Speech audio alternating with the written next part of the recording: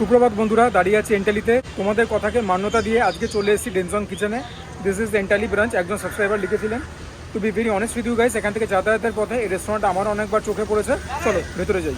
এন্টালি থেকে হতাশ হয়ে এসেছিলাম শ্যামা মুখার্জি প্রসাদ রোডে। সব জায়গাতে ফোন করে কথা বলেছিল 12টার সময় ওপেন হবে। এখন পৌনে একটা বাজতে চললো, এখনও বলছে 1 ঘন্টা লাগবে। এখন দাঁড়িয়ে আছি শ্যামা প্রসাদ মুখার্জি রোডে। এই ডেনজং কিচেনে আমি আর আসবো না, চরম আনপ্রফেশনাল। দেখলে তো কীরকম হয়রানিতে পড়লাম ডেনজং কিচেনে গিয়ে। এনিওয়েজ, এখন আছি রিপন স্ট্রিটের ইলাহির ভেতরে। এখানে আমি আগে বসে 1-2বার অলরেডি খেয়েছি, তবে আজকে বসে খাবো না। I have completely lost my appetite. বাড়িতে নিয়ে গিয়ে খাবো একটা অন্য ধরনের বিরিয়ানি খাবার। কি বলবো, ইচ আমার হয়েছে, তো সেই ইচটাকে স্ক্র্যাচ করার জন্যই চলে এসেছিলাম এখানে। এখান থেকে বিরিয়ানি নিয়ে বাড়িতে যাবো, আর ভালো লাগছে না। বিলটা দেখে না, রোস্টেড মাটন ব্রেস্ট বিরিয়ানি 525 টাকা, জিএসটি নিয়ে। শুনে যেটুকুন বুঝতে পারলাম, নর্মাল কলকাতার দম বিরিয়ানি যেরকম হয় সেরকমই হবে, খালি মাটনের যে পিসটা হবে সেটাকে তন্দুর থেকে রোস্ট করে নিয়ে এসে এর মধ্যে দিয়ে দেওয়া হবে। টেস্ট করে দেখি, না খেলে তো বুঝতে পারবো না। আর এখন জিনিসপত্রের দাম যে জায়গায় গিয়ে দাঁড়িয়েছে, বিরিয়ানির দামও ক্রমশ বাড়ছে। তাও বাঙালিদের কি বিরিয়ানি থেকে বেশি দিন দূরে রাখা যায়? ইলাহি থেকে বিরিয়ানি নিয়ে চলে এলাম। প্যাকেজিং দেখে নাও, এরকম প্লাস্টিক, ব্র্যান্ডিং প্লাস্টিক, আর এরকম একটা টাবের মধ্যে দিয়েছে। 750 বা 1 লিটার এরকম টাইপের হবে টাবের সাইজ। 1 লিটার হলে পরে অবাক হবো না। ওপরে আবার ইলাহির ব্র্যান্ডিং সেলোটেপ দিয়ে ভালো করে আটকে রেখেছে।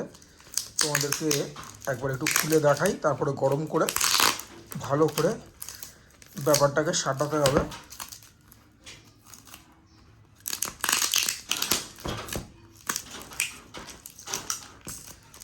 বাপরে বাপ, সেলোটেপ তুললাম, তার সঙ্গে প্রিন্টও উঠে গেল। এনিওয়েজ, যেরকম কলকাতা স্টাইল বিরিয়ানি হয়, সাদা চাল আর একটা তারওয়ালা একটা কম্বিনেশন যেরকম হয় সেরকমই। এই হচ্ছে এলাহির বিরিয়ানি, যেটা কিনা with roasted mutton breast. So this is the mutton breast. ওজনটা নেহাত কম নয়। তোমাকে এটাও মাথায় রাখতে হবে যে জিনিসটা তো খুব একটা কম দামিও নয়। আর আলুটা একটা জাম্বো সাইজের আলু দিয়েছে, ডিম যায়নি এর মধ্যে। মানে লং গ্রিন রাইস এগুলো মানে বলাটা ওয়েস্টেজ অফ টাইম। দেখি টেস্ট করে দেখি কীরকম। কলকাতার বিরিয়ানি নিয়ে যেটা আমার পেরিনিয়াল প্রবলেম, সেটা হচ্ছে আমার বরাবরই কলকাতার বিরিয়ানির নুনটা একটু কম মনে হয় বেশিরভাগ জায়গায়, এখানেও তাই মনে হচ্ছে। আদার দ্যান দ্যাট, চালটা আরেকটু শুদ্ধ হলে ভালো হতো, but it is very flavourful. মানে ওই মানে অতিরঞ্জিত গোলাপ জল, কারা জল, মিঠা হতে প্রভাব নেই। বিরিয়ানি মশলা 16 আনায় রয়েছে, মানে একটু দ্য মানে সেগুলো একদম সব ঠিকঠাক আছে, ইন সিঙ্ক। রাইসটা খেয়ে আমি থারুলি ইমপ্রেসড। যে কেউ খাবে খুব খুশি হবে। আমার তো নুনের একটা সমস্যা রয়েই গেছে, যাই হোক। প্লাস তোমাদেরকে আমি তখন রেস্টুরেন্টেও বলেছিলাম যে মানে আমাকে বলেই ছিল যে নর্মাল কলকাতা দাম বিরিয়ানি যেরকম হয় সেরকমই, এই খালি মাটনটা খালি তন্দুর থেকে এনে এর মধ্যে দেওয়া হয়। So for Kolkata biryani lovers, this is haven. Biryani একদম এ ক্লাস। খুব একটা স্পাইসি না, খেয়ে সবাই তৃপ্তি পাবে। আলুটা মোটামুটি ভালোই সেদ্ধ, টেস্ট করে দেখি।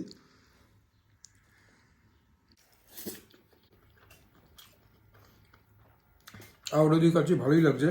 তবে কোনো কোনো জায়গার আলু হয় না খুব মিষ্টি, এত নরম যে আলু খাচ্ছি না পেঁপে খাচ্ছি গুলিয়ে যায়, অতটাও ভালো নয়। So yeah, now the moment of truth. দেখা যাক যে মাটন একেবারে মানে রোস্টেড মাটন ব্রেস্ট সেটা কি মহিমা দেখায় তোমাদেরকে বলি। সিদ্ধ তো মোটামুটি ভালোই হয়েছে। প্রথমে একটু মাটনটা আমি এমনি খাবো। হ্যাঁ, মাটনের কোয়ালিটি দেখো, ভেরি রিচ কোয়ালিটি। এবার দেখা যাক যে খেলে ছিবড়ে হয় কি হয় না।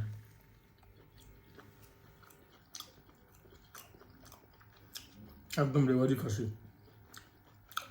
ফ্যাটে ভর্তি, মানে এটা মানে রিচনেস আছে। মাটনের কোয়ালিটি নিয়ে আমি থরোলি ইমপ্রেসড, বেশ ভালো। মাটনের quality, the way the mutton has been cooked, এর জন্য একটুখানি অ্যাডিশনাল পয়েন্টস দেবো। আর হ্যাঁ, মাটন দিয়ে এবার তোমাদেরকে একটা বাইট নিয়ে বলি কীরকম।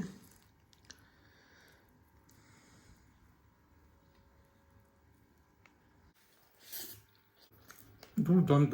যা হোক, মাটনটার মধ্যে যে খুব একটা বেশি স্মোকি এলিমেন্ট রয়েছে তা নয়, তবে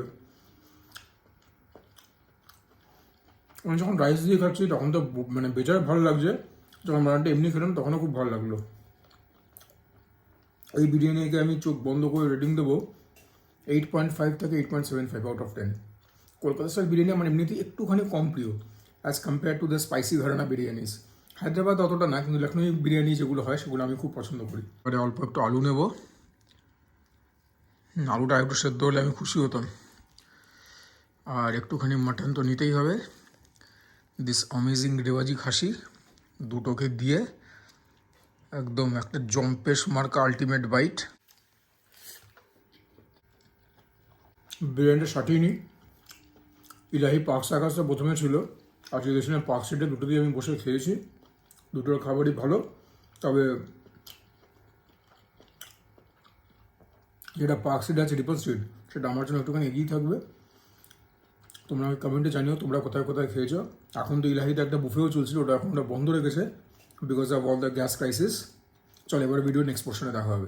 কড়াইশুটির কচুরি, ছোটো আলুর শুকনো দম এবং কোনো মিষ্টি ছিল না, তার জন্য স্পেশাল মালপোয়া। স্পেশাল এর জন্য কারণ এর মধ্যে ছোটো ছোটো করে কাজু গেছে, কিশমিশ গেছে, গোলমরিচ মৌরি এগুলোতে যায়।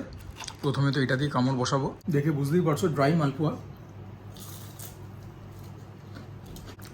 ব্যাপক হয়েছে, ডিপ ফ্রাইড, তো কেনই বা না ভালো লাগবে। তবে মিষ্টিটা কিন্তু খুব রিস্ট্রেন্ট, খুব যে একটা চিনির কাটকাটের প্রভাব তা নেই, দিব্য লাগছে।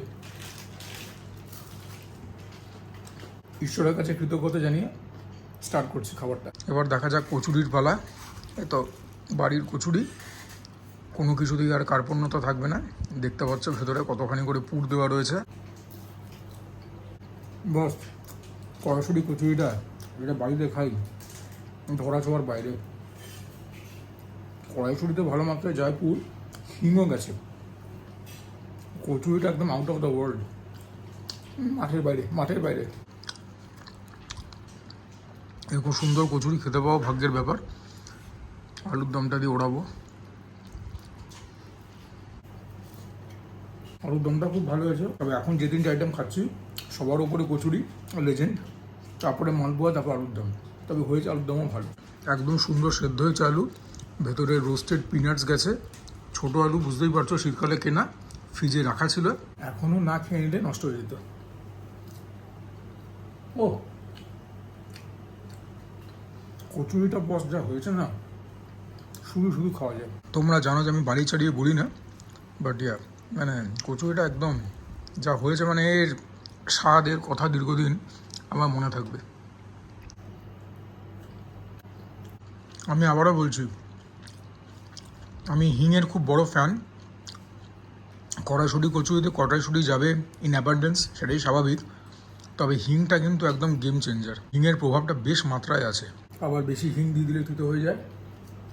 ও আর তো কিছু দেখাবার নেই, ভিডিওটাকে এখানে নিতে টানছি। যদি ভালো লাগে please consider liking the video, চ্যানেলটাকে সাবস্ক্রাইব করবে, শেয়ার করবে, তোমরা কমেন্ট করবে। And for now this is me Sujoy signing off. সবাই ভালো থাকো, সুস্থ থাকো, জমিয়ে খাওয়া দাওয়া করো, তার সঙ্গে ওয়ার্কআউট করো, because that is important. Sujoy chronicles fragrances তোমাদেরই চ্যানেল, তোমাদের জন্যই করা।